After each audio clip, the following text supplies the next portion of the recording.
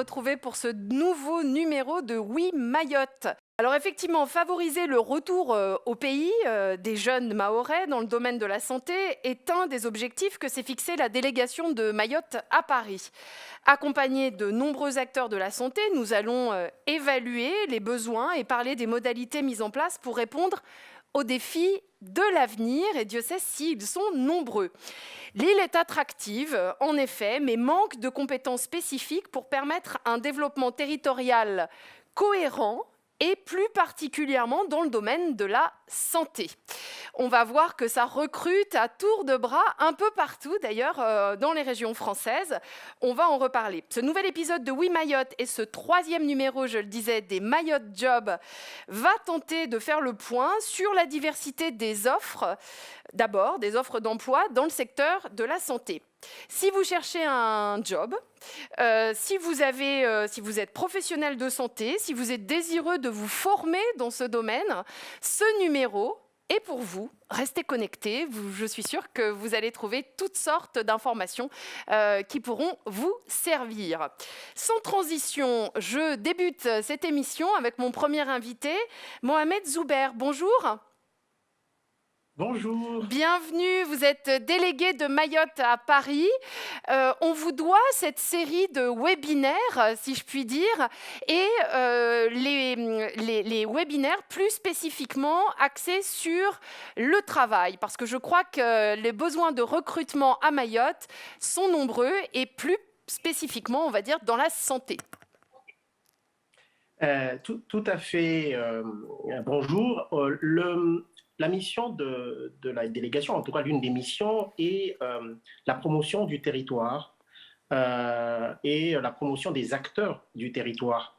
La finalité, c'est de rendre Mayotte plus attractive. Et nous travaillons avec différents acteurs institutionnels, associatifs, du privé comme du public, afin de les accompagner ici en France hexagonale pour mettre en place leurs projets. Ici, plus précisément, nous parlons bien sûr de l'attractivité de Mayotte dans les métiers de la santé. C'est ainsi que la délégation de Mayotte travaille depuis 2 ans à peu près à mettre en place des dispositifs et à proposer aux acteurs du territoire des dispositifs tendant à mieux recruter ou tendant à mieux attirer les professionnels, bien sûr des Mahorais, mais toutes professionnels, puisque les besoins du territoire sont immenses. Alors justement, parlons de ce territoire. Ce sont 2 îles. Est-ce que les besoins en médecins, en infirmières, en puéricultrices, etc., sont les mêmes partout sur le territoire? Alors, je ne suis pas spécialiste de la question, c'est pour ça que nous avons invité les spécialistes, les professionnels, On les va en parler institutions qui avec vont nos invités. nos invités qui vont mieux nous parler de ces besoins. Bien évidemment, Mayotte, je dirais, Mayotte est un territoire singulier parce que les besoins, moi je dirais, je le dis tout le temps, Mayotte est un chantier à ciel ouvert, c'est qu'il y a des besoins un petit peu partout, dans tous les domaines, et ici spécifiquement, on va parler aujourd'hui dans le domaine de la santé. Mais le plus important, c'est de démontrer ici, et nos invités vont en parler, que Mayotte est un territoire d'opportunités. Mayotte est un territoire où professionnellement on peut s'accomplir très rapidement, avoir des responsabilités très rapidement, puisque nous avons besoin d'une main-d'œuvre hautement qualifiée ou même qualifiée pour pouvoir accompagner le développement de ce territoire. Et bien sûr, le département de Mayotte, à travers sa délégation à Paris, met en place des actions tendant à, bien sûr, accompagner ces acteurs pour pouvoir présenter les offres d'emploi. Et parmi les dispositifs mis en place, vous l'avez parlé tout à l'heure à l'introduction, c'est ce qu'on appelle Mayotte Jobs. Mayotte Jobs, c'est une action que nous menons tout au long de l'année et nous présentons différents domaines où les besoins, bien sûr, sont là et d'où il y a une, comment dirais-je, nécessité d'informer d'abord nos compatriotes qui sont ici, parce que parfois ils sont pas au courant qu'il y a des opportunités sur le territoire. Alors, je crois savoir également en fait que vous représentez Mayotte, pas vous uniquement, beaucoup d'acteurs, on va le voir, partout sur le territoire français. Je crois que vous faites de nombreux salons professionnels, notamment. C'est vrai qu'on peut citer des salons à Paris, des salons à Reims. On va parler d'un salon plus spécifiquement à Angers, puisque nous avons un de nos invités qui se situe à Angers. Donc, pourquoi avoir mis en place justement j'allais dire cette séduction, on va dire, sur le territoire pour faire revenir les jeunes de Mayotte ou pour recruter des gens qui souhaitent faire une expérience ultramarine? Alors, je disais tout à l'heure que la délégation est un service de représentation. Notre objectif étant de vendre le territoire et vendre les besoins, bien sûr, des acteurs. D'abord, nous échangeons avec les acteurs, les professionnels, les institutions du territoire pour essayer d'identifier leurs besoins. Ici, il s'avère que, par exemple, les modes de recrutement jusqu'à maintenant étaient classiques. C'était on publiait les postes et puis on attendait qu'on réponde. Et les territoires, en tout cas les acteurs, le CHM et d'autres, ont estimé aujourd'hui qu'il faut multiplier les autres moyens de recrutement, notamment en participant à des salons, voire en allant dans les écoles, dans les grandes écoles où on forme ces professionnels, en séduisant des jeunes à travers d'autres manifestations qu'on va développer un peu plus tard. Et ce sont d'abord les besoins de ces acteurs que nous essayons tout simplement à la délégation de les accompagner pour mettre en œuvre. Effectivement, ces salons plus précisément, il y a un certain nombre de salons qui sont organisés ici en France hexagonale, peut-être demain en Europe, en Belgique ou ailleurs. Et l'intérêt pour ces institutions, ces partenaires du territoire, étant de multiplier les espaces ou de multiplier les moyens afin de mieux recruter et recruter très vite parce que les besoins, encore une fois, ils vont le dire ici, sont immenses dans les 5, 6, 7 prochaines années sur le territoire, bien sûr. Merci beaucoup, Mohamed Zouber, d'avoir introduit ce sujet avec nous. Nous allons évoquer les besoins, mais aussi les actions concrètes pour recruter les spécialistes de la santé dont Mayotte a vraiment besoin, avec notre prochain invité en direct d'Angers. Bonjour à monsieur Enoudine Salim. Bonjour. Vous êtes en direct d'Angers, je crois. Oui, bonjour. Je suis à Angers sur l'invitation du conseil départemental. Nous nous retrouvons ici au salon de l'Association nationale des puéricultrices d'État pour plutôt mettre de la visibilité de notre système de santé auprès des élèves, infirmiers, puériculteurs, comme de personnel puériculteurs ou puéricultrices ici à Angers. Alors, vous êtes directeur des soins, coordinateur général des soins centre hospitalier de Mayotte. Donc, bientôt, il y aura un deuxième hôpital à Mayotte. Donc, les besoins vont être démultipliés à l'avenir. Oui, les besoins vont être démultipliés à l'avenir, mais les besoins sont là déjà aujourd'hui. C'est pour ça que nous avons travaillé avec la délégation de Mayotte depuis maintenant 2 ans. Nous sommes en partenariat pour que nous parlons tous d'une même voix. Nous parlons plus du CHM en tant qu'entité hospitalière tout seul, mais que nous puissions travailler ensemble avec l'ARS, le conseil départemental, les PMI et la délégation pour qu'on soit beaucoup plus visible. Parce que la problématique de Mayotte n'étant pas obligatoirement trouver les compétences, mais surtout qu'on parle bien de ce qui fonctionne bien à Mayotte pour attirer les personnes qui ont envie de venir travailler, qui ont envie de s'investir. Et l'hôpital actuellement, comme l'hôpital de demain, a besoin de ses enfants, comme il a besoin de ses professionnels pour venir prendre en charge que ce soit nos enfants ou nos adultes. Aujourd'hui, nous sommes à la LP2, donc c'est un salon consacré à la petite enfance. Et donc, nous sommes venus, je remercie mes partenaires, les collègues qui sont avec moi. Donc, nous avons ici avec nous le service de la PMI. Nous avons ici des membres de la délégation de Mayotte et bien sûr nos chargés d'attractivité et nos agents de l'hôpital. Et nous faisons du porte-à-porte, nous accueillons, nous expliquons aux soignants ici présents pourquoi venir travailler à Mayotte et pourquoi la destination Mayotte est un... Alors effectivement, si je comprends bien, c'est une opération séduction, hein, tout simplement. Mais Dieu sait si elle est importante, cette opération séduction, puisque déjà, Mayotte compte 3000 agents sur place, hein, donc vous avez déjà des professionnels, mais il y a un très fort besoin, puisque notamment les naissances augmentent. Tout à l'heure, nous parlions, avant de préparer cette émission, nous disions un peu plus de 10 000 naissances par an. Nous l'avons vu dans ce documentaire également. Vous nous dites que bientôt, il y en aura 12 000. Donc forcément, les besoins sont très, très importants. Oui, bien sûr, nous sommes la plus grosse maternité d'Europe, donc nous avons beaucoup d'enfants et comme nous avons beaucoup de naissances, nous avons beaucoup, bien sûr, de la néonatologie. Donc, notre service de néonatologie est... eh bien, la charge de travail est assez importante. Donc, nous avons besoin du personnel pour pouvoir travailler dessus. Donc, nous avons actuellement des besoins pour pouvoir combler la surcharge de travail qu'il peut y avoir pour nos personnels. Mais nous avons aussi besoin, vous l'avez dit tout à l'heure, de préparer l'avenir.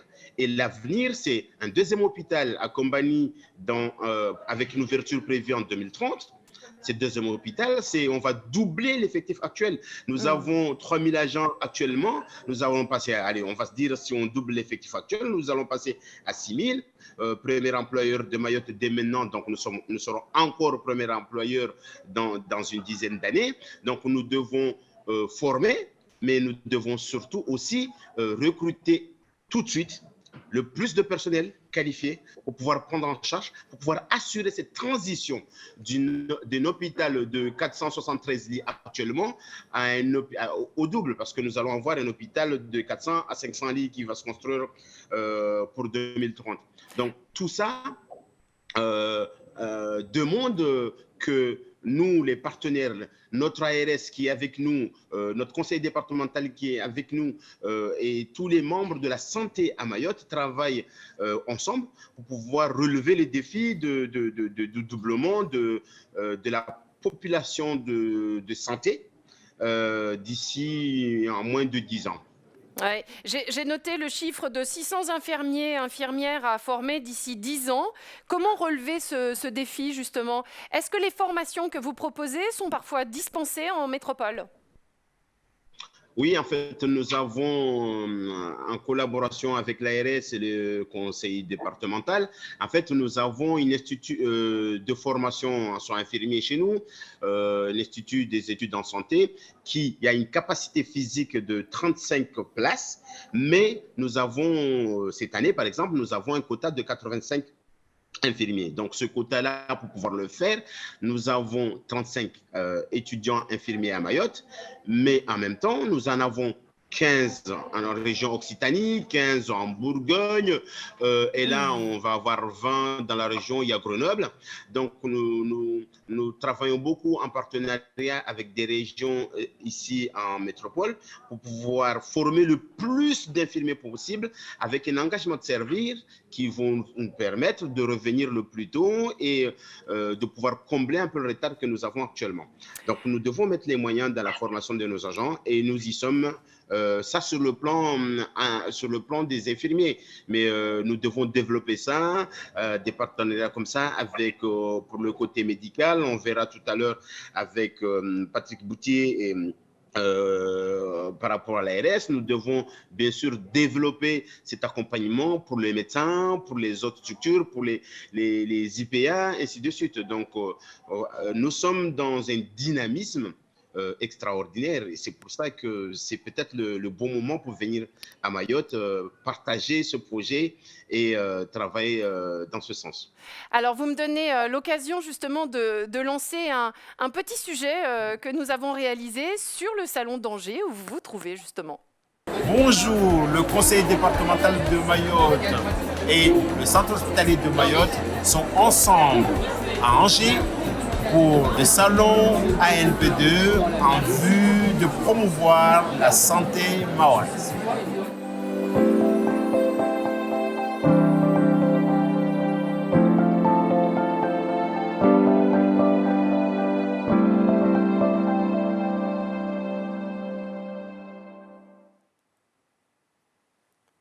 Alors on voit effectivement beaucoup de sourires, des envies sans doute, peut-être, du lagon bleu qui se trouve juste derrière moi, on ne sait jamais.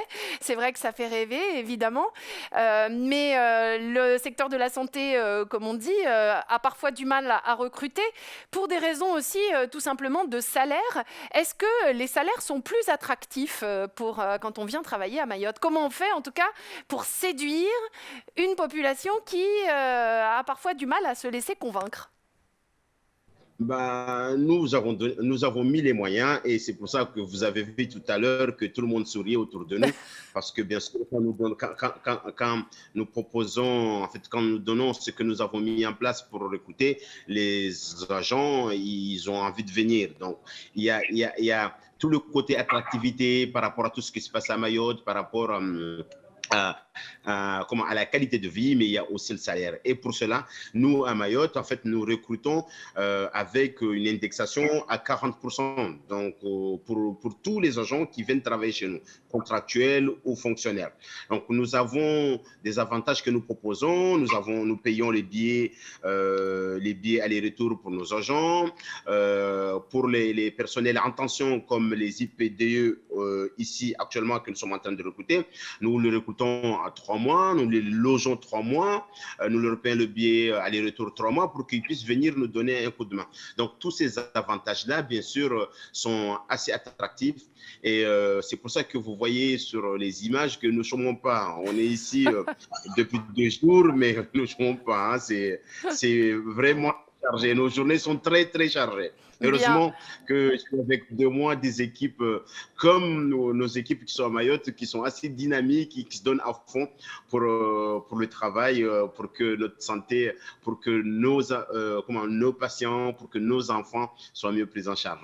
Très bien. Je crois que vous travaillez également avec une agence de recrutement qui vous aide également dans ce domaine. Vous pouvez nous en dire un mot avant qu'on se quitte? En fait, nous allons créer une agence de recrutement en commun avec l'ARS là bientôt, mais nous travaillons surtout avec une agence aussi privée qui nous permet, quand nous faisons les recrutements, c'est-à-dire que nous demandons à nos cadres ou à nos professionnels de chercher la compétence, de commencer le recrutement, et derrière, vous avez des entreprises, vous avez des personnes qui vont accueillir, qui vont s'occuper de toute la logistique du recrutement, c'est-à-dire ils vont accueillir, ils vont vous chercher des maisons, ils vont essayer de vous loger, donc ils vont vous accueillir avec des fleurs, bien sûr, à l'aéroport, ils vont vous amener jusqu'à vos... Et puis derrière, ils vont vous accompagner jusqu'à dans le service. Reste à mes équipes, reste au cadre de présenter le service et d'accompagner et de former, de tutorer les agents. Donc, on facilite l'arrivée à Mayotte de nos professionnels. Très bien. Merci beaucoup, Monsieur Enoudine Salim, pour votre sourire, votre bonne humeur, votre engagement pour Mayotte. Et bon salon à Angers. Quand est-ce que ça se termine?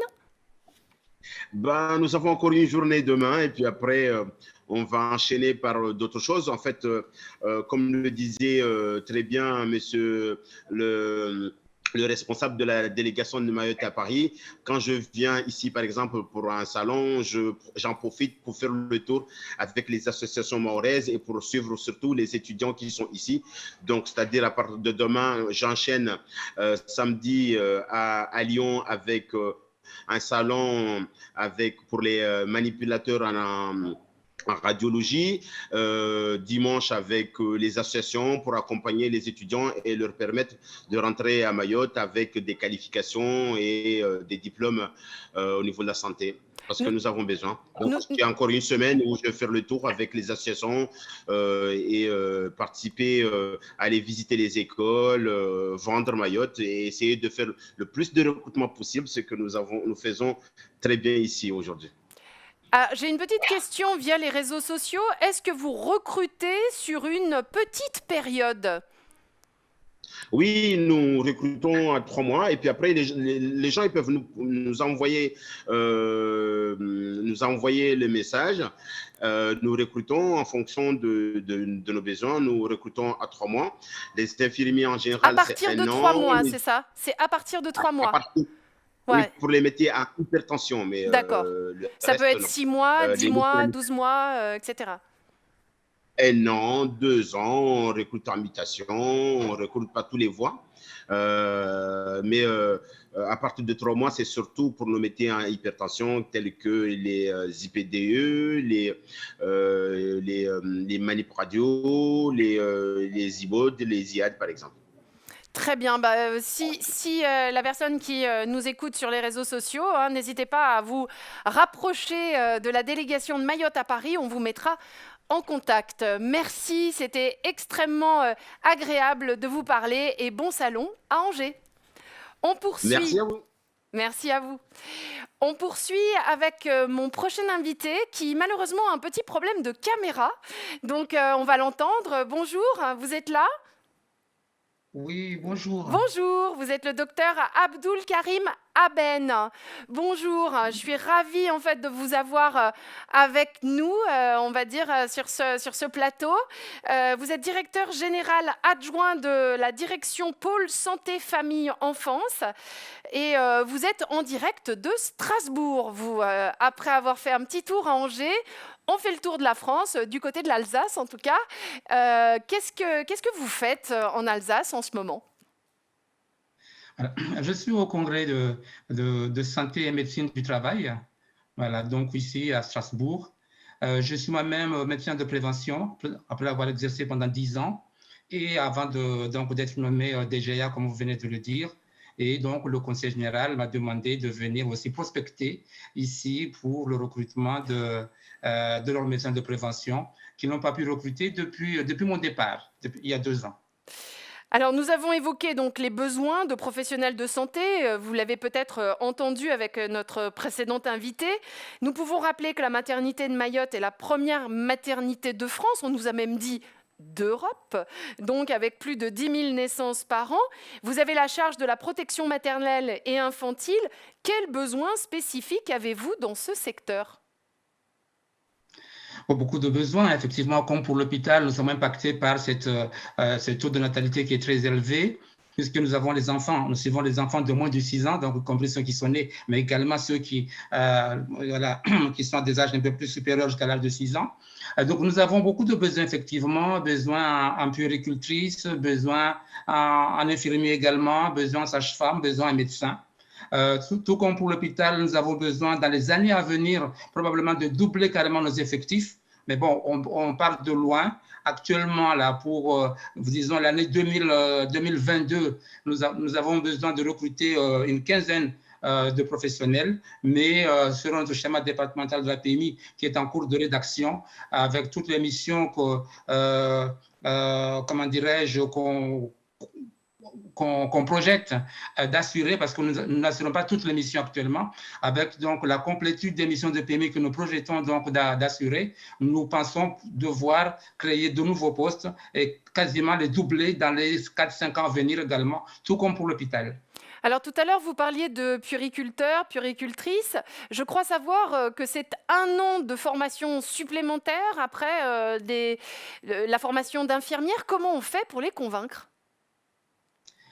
Oui, donc déjà, nous avons également une politique d'attractivité, exactement comme l'hôpital, avec le contrat court pour donc de 3 mois au minimum quand même, avec le billet aller-retour, bref, quasiment tout ce qu'a dit Céline, c'est ce que nous faisons également.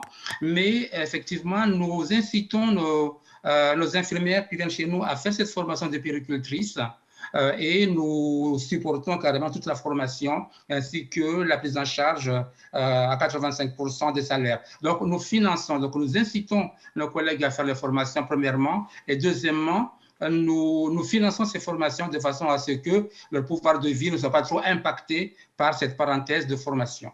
Est-ce qu'un puériculteur, une puéricultrice est mieux payé, on va dire, en termes de salaire qu'un infirmier, une infirmière, puisqu'il a fait un an de plus d'études? Oui, tout à fait. Donc, ils sont mieux payés. Et cette différence va être augmentée là au cours de cette année 2022. Ils étaient déjà mieux payés, mais cette surrémunération va augmenter dans les mois qui viennent.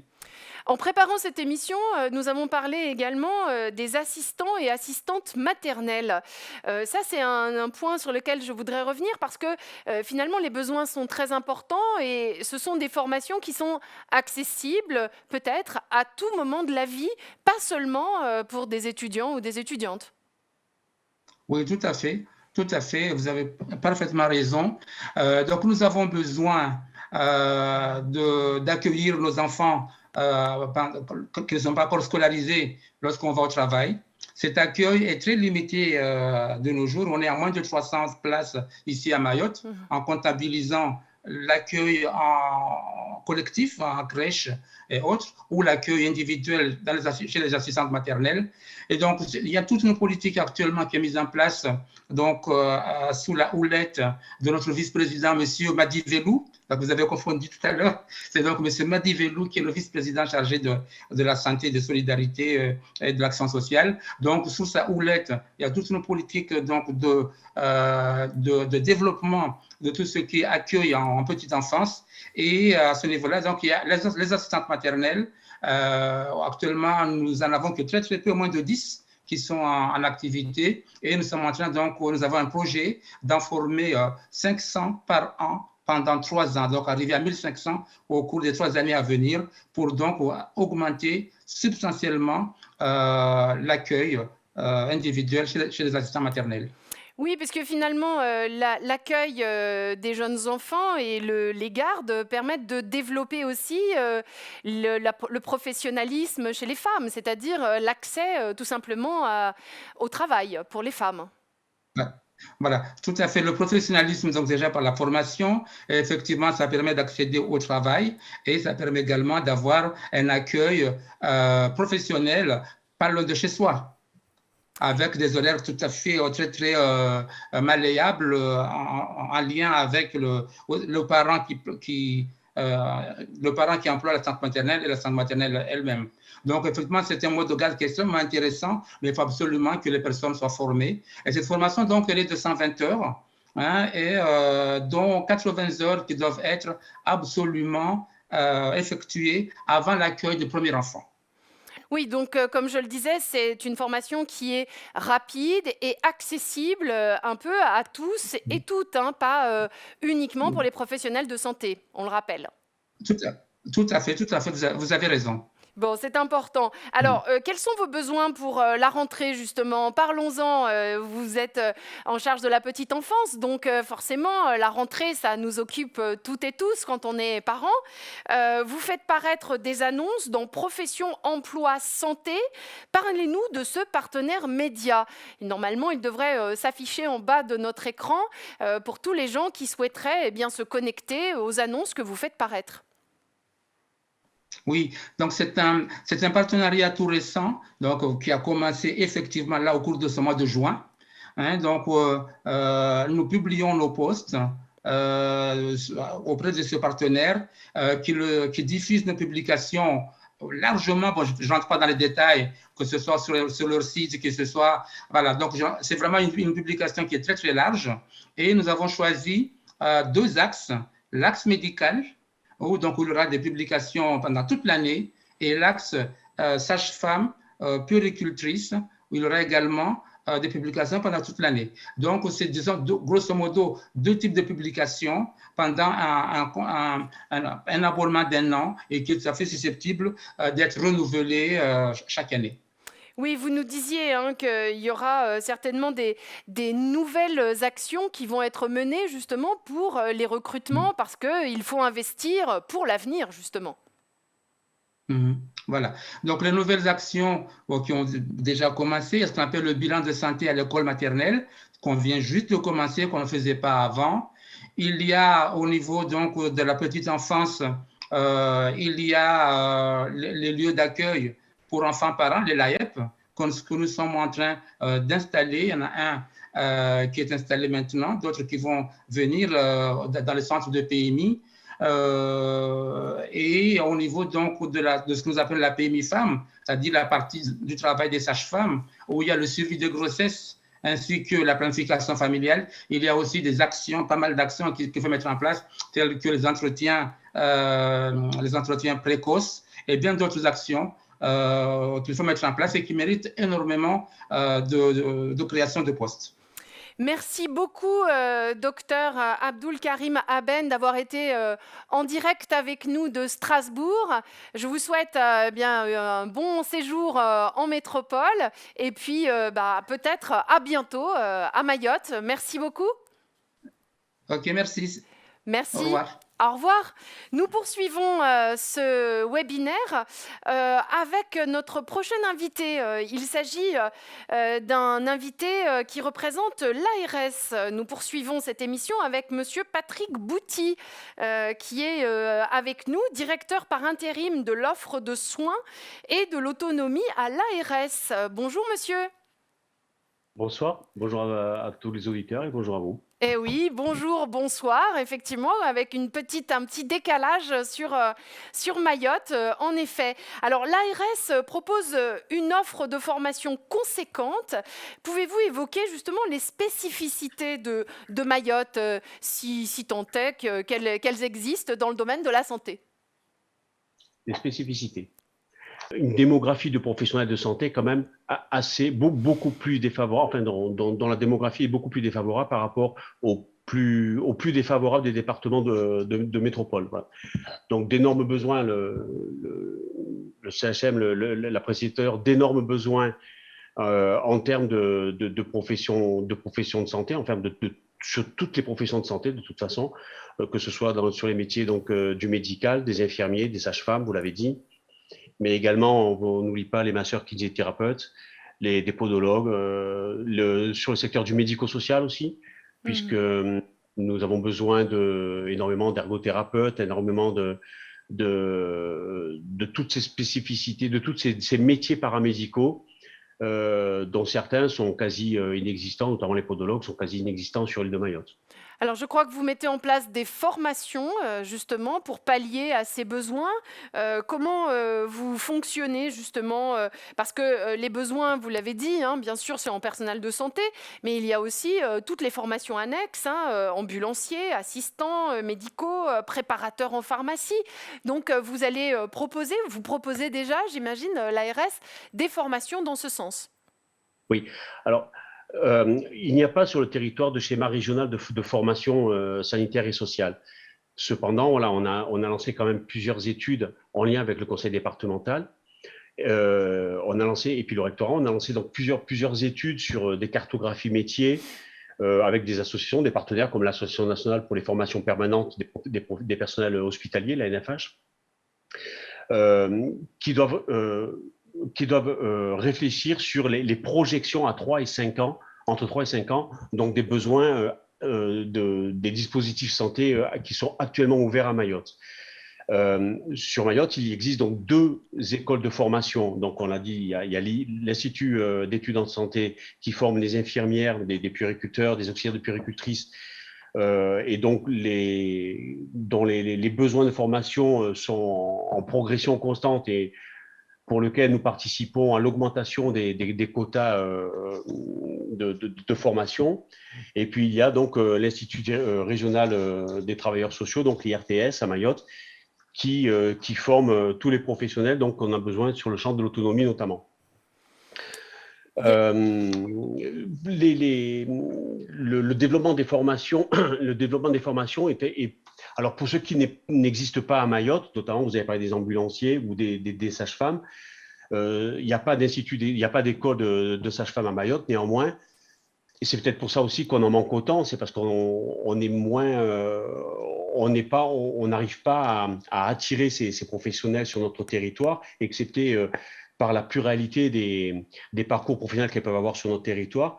C'est pour ça qu'on va développer, en lien avec par convention, par de partenariat avec des écoles de sages-femmes métropolitaines, on va développer la possibilité qu'elles puissent venir à Mayotte pour faire leur stage en dernière année, ce qui nous permettra de mieux faire connaître nos métiers et de mieux leur apprendre la pluralité des enjeux, en tout cas sur ce secteur-là. Mais on développe aussi, on a mis en place avec des partenariats avec des instituts de formation ambulancière. On a mis en place depuis avril une formation d'ambulancier, du diplôme d'état d'ambulancier à Mayotte. Ça, c'est tout à fait récent. On va assister aussi à la mise en place, donc, dès la rentrée, de formation sur des assistants médicaux, sur des préparateurs de pharmacie, et on va travailler avec une école, avec l'Université de La Réunion, pour développer donc les infirmiers en pratique avancée. Ça aussi, c'est novateur, puisque c'est une formation sur 2 années qui se déroule donc sur La Réunion. Alors, c'est très embêtant, puisque ça s'adresse aux libéraux et aux salariés. Les libéraux, pendant le temps de la formation, ils n'ont plus de chiffre d'affaires. Donc, du coup, on va compenser ce chiffre d'affaires et leur permettre d'aller à La Réunion. Alors, pour essayer de rendre ceci un peu plus équitable pour tout le monde, on demande à l'école de La Réunion que la première année de formation puisse se dérouler à Mayotte en distanciel pour tout ce qui concerne les apprentissages qui sont réalisables en distanciel. Par contre, pour les stages, bien évidemment, ou pour les sessions pratiques de la 2e année notamment, eh bien, il faudra aller à La Réunion. Voilà. Alors, et puis aussi, on développe. Oui, pardon. Et puis, on a une dernière session de formation, c'est sur le renforcement donc, des exercices coordonnés, des exercices pluridisciplinaires notamment. Et donc, les coordonnateurs, c'est des nouveaux métiers en fait, qui s'installent auprès des médecins libéraux et des infirmiers libéraux. C'est les coordonnateurs et les infirmières, ce qu'on appelle disponibles en action de santé, ces infirmières de type azalée, qui vont développer des métiers d'éducation thérapeutique et autres pour améliorer le suivi des patients en tout cas. Alors justement, je voudrais qu'on revienne justement sur ce métier assez spécifique des coordinateurs. Ce sont des professionnels de santé qui organisent un petit peu la répartition des patients au niveau des médecins. Comment ça se passe exactement ? Alors, l'exercice coordonné et le développement de l'exercice coordonné, les maisons de santé pluridisciplinaires, les centres de santé, est largement prôné par le niveau national et bien sûr nous soutenons à Mayotte ce développement d'exercice. Nous avons 5 maisons de santé et on en a créé 4 depuis 2018 et on a créé 3 centres de santé à Mayotte depuis 2018. Donc le mode d'exercice veut que en fait, l'essence de ce mode d'exercice, c'est la fluidification du parcours des patients. Donc, c'est améliorer les relations entre les médecins, les infirmiers, les sages-femmes, les masseurs kinés, voilà, entre l'ensemble des professionnels de santé.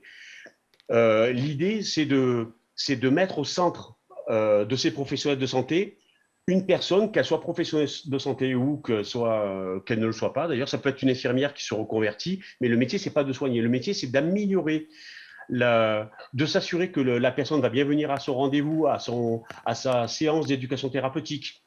Faire le lien, c'est d'être le correspondant de cette personne, d'être le relais vers le professionnel pour poser la bonne question. Voilà, améliorer le parcours du patient, s'assurer qu'elle va bien avoir ses médicaments quand elle va sortir d'une session d'hôpital. Voilà. Le métier de coordonnateur, c'est le gentil organisateur d'une maison de santé, par exemple. Voilà. Ce terme de gentil organisateur se correspond bien puisque c'est lui qui va faciliter le parcours du patient au sein de la maison de santé et à son domicile. Voilà. Alors l'ARS, on l'a dit, aide à former, aide au recrutement, mais participe également à des investissements pour l'avenir, le développement notamment de l'offre hospitalière, le développement de l'exercice coordonné, on en a parlé. Donc vous investissez aussi des sommes pour l'avenir. Tout à fait. Alors, En termes d'investissement, donc là, tout à l'heure, mon collègue du SACEM a parlé du deuxième hôpital qui ouvrira donc à l'horizon 2030 à Combani, mais bien avant cela, et fort heureusement d'ailleurs, nous avons ouvert en 2021 un nouveau plateau technique à Mayotte de soins de suite et de réadaptation. Il n'y en avait pas jusqu'à présent. Voilà. Donc ça, c'est une première opération concrète. C'est plus de 100 emplois qui sont créés au sein de cet établissement de santé qui est sur la petite terre de Mayotte. C'est la première opération, oui. D'autre part, comment l'ARS justement déploie son personnel? Vous-même, vous êtes expatrié, mais est-ce que vous recrutez aussi des gens sur place? Comment ça se passe au niveau du personnel de l'ARS, de l'agence que vous représentez? Oui, tout à fait. Alors, en fait, on recrute sur la base des compétences, bien évidemment. Bien sûr. Et nous facilitons, bien évidemment, les personnes qui connaissent le territoire mahorais.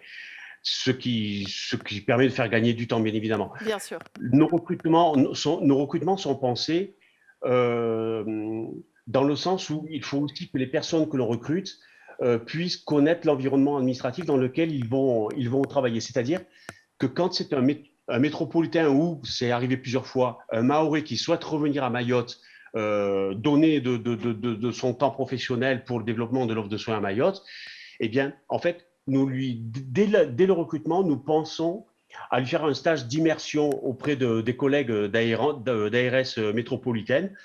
On l'a déjà fait en ARS Île-de-France, on l'a fait en ARS Pays de la Loire, on l'a fait en ARS Bourgogne-Franche-Comté.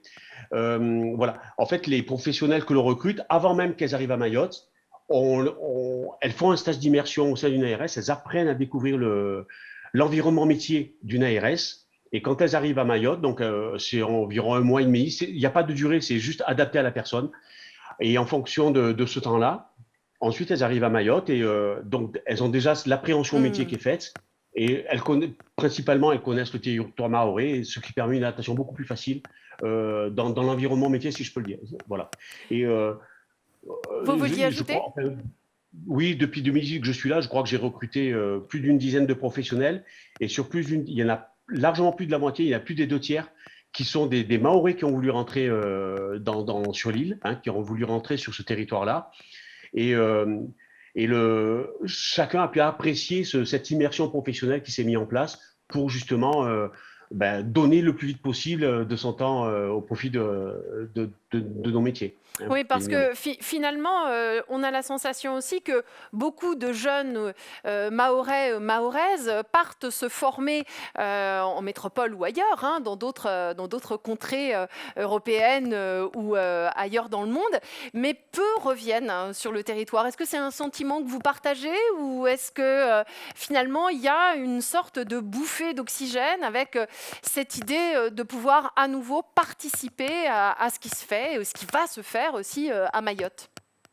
Alors, ce n'est pas un sentiment, c'est un constat. En effet, quand on forme les professionnels en dehors du territoire, et il faut le comprendre, quand c'est un médecin qui va faire ses 10 ans d'études, il a le droit de faire sa vie, il a le droit de connaître quelqu'un, il arrive, il est tout jeune, il a 18 ans, et il a le droit de faire une vie et de construire une famille. Et ensuite, il a le droit de dire, je suis bien et j'ai plus envie de rentrer. Voilà. Sûr.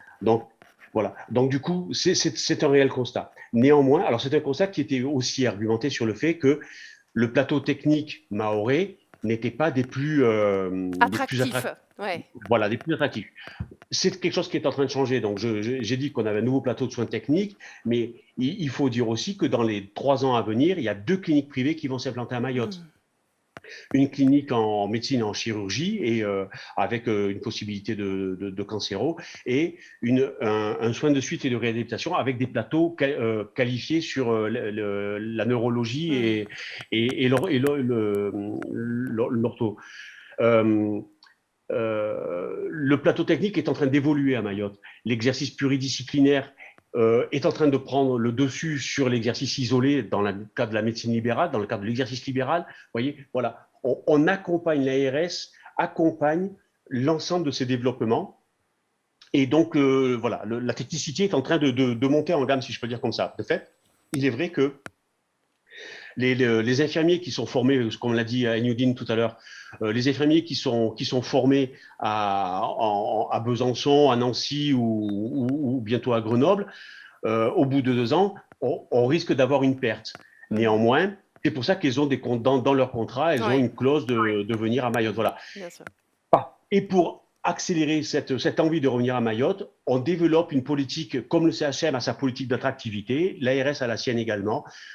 Alors, le national a une politique d'attractivité, il y a des contrats d'aide à l'installation qui existent, et l'ARS peut abonder ces contrats en fonction de l'accompagnement du projet de santé que souhaite mettre en place ce professionnel quand il viendra à Mayotte.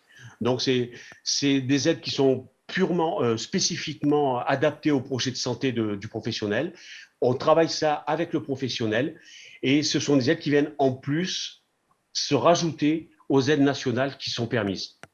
Alors, on vous voit dans votre bureau avec derrière des calicots qui évoquent la communication de l'ARS.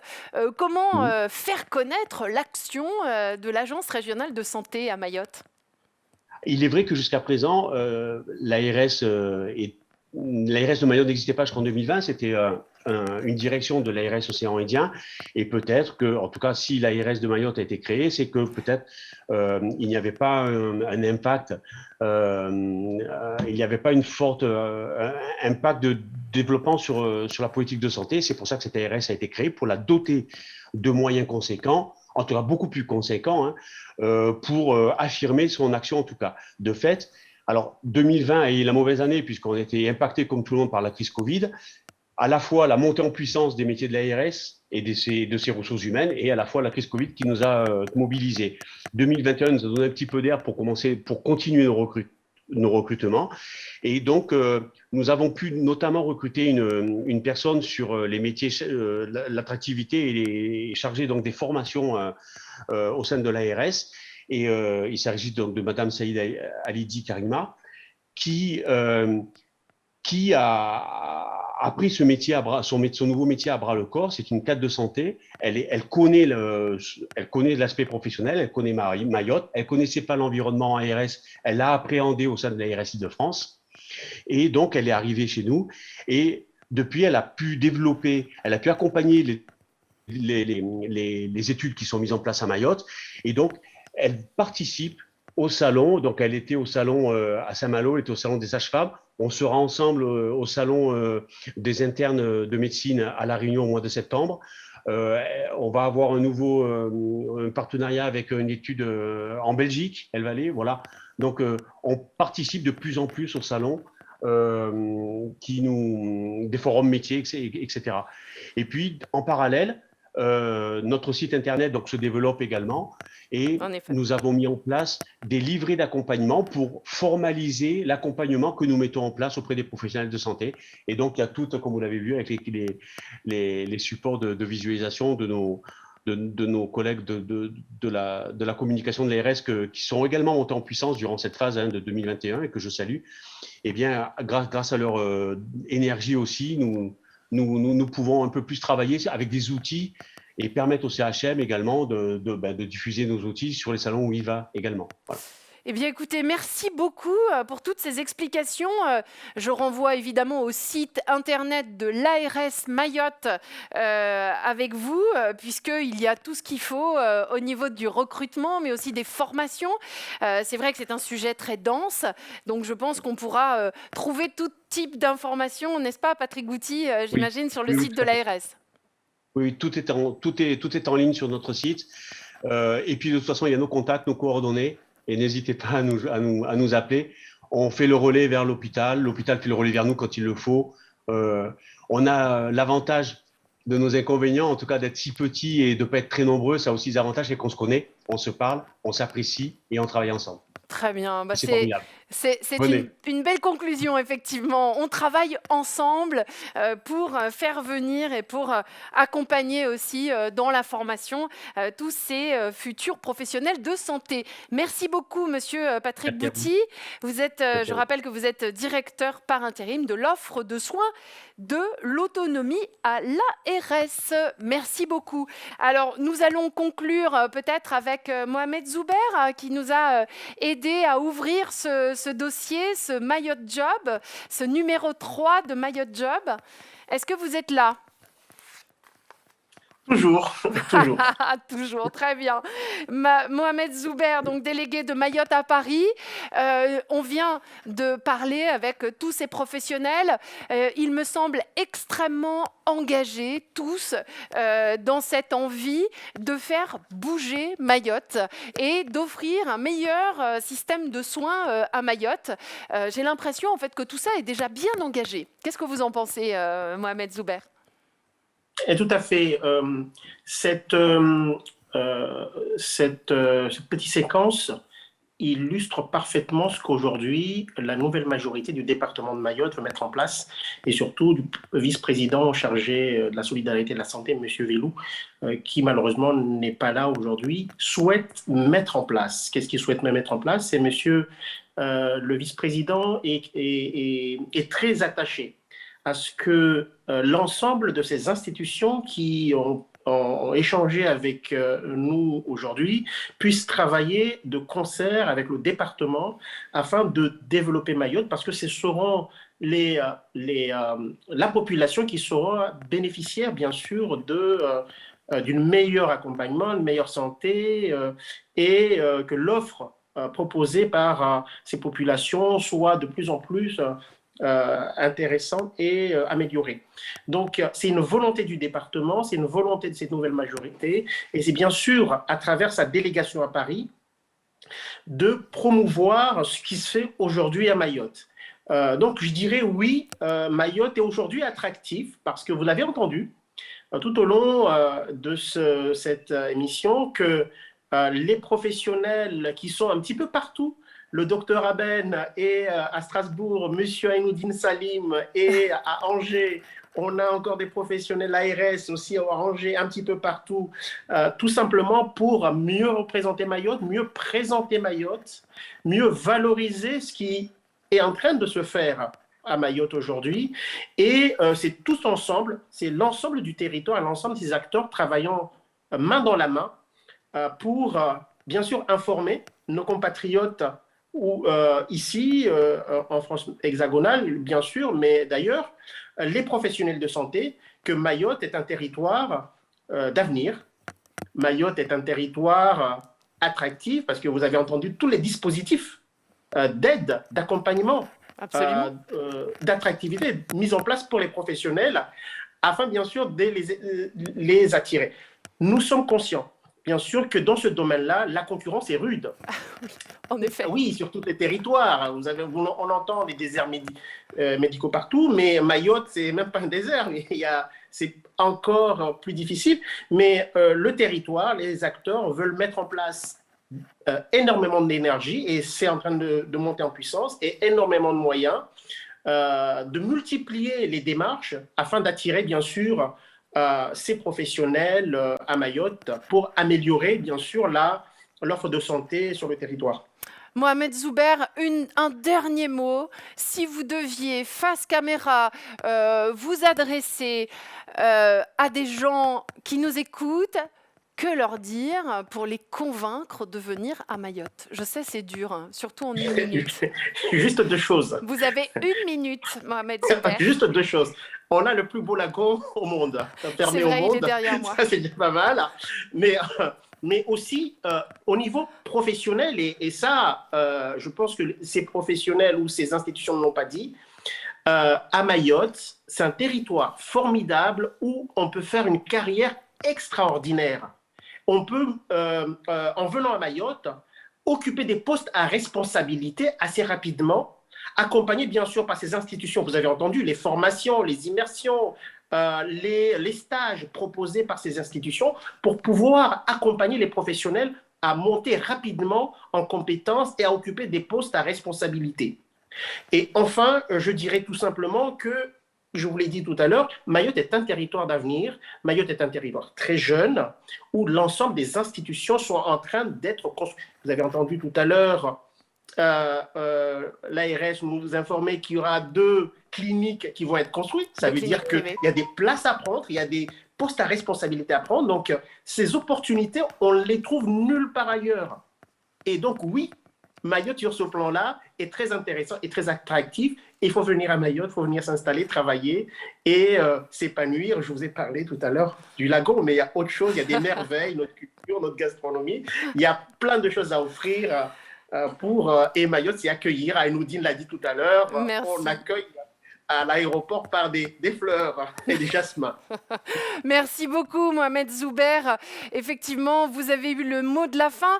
Moi, j'ai juste envie de dire, rapprochez-vous de la délégation de Mayotte à Paris, visionnez tous les petits ou les webinaires que nous avons fait jusqu'à présent sur le travail, bien sûr, mais sur différents sujets, et vous verrez qu'effectivement, les merveilles de Mayotte vous attendent. Merci beaucoup et rendez-vous pour le prochain Oui Mayotte dans quelques semaines.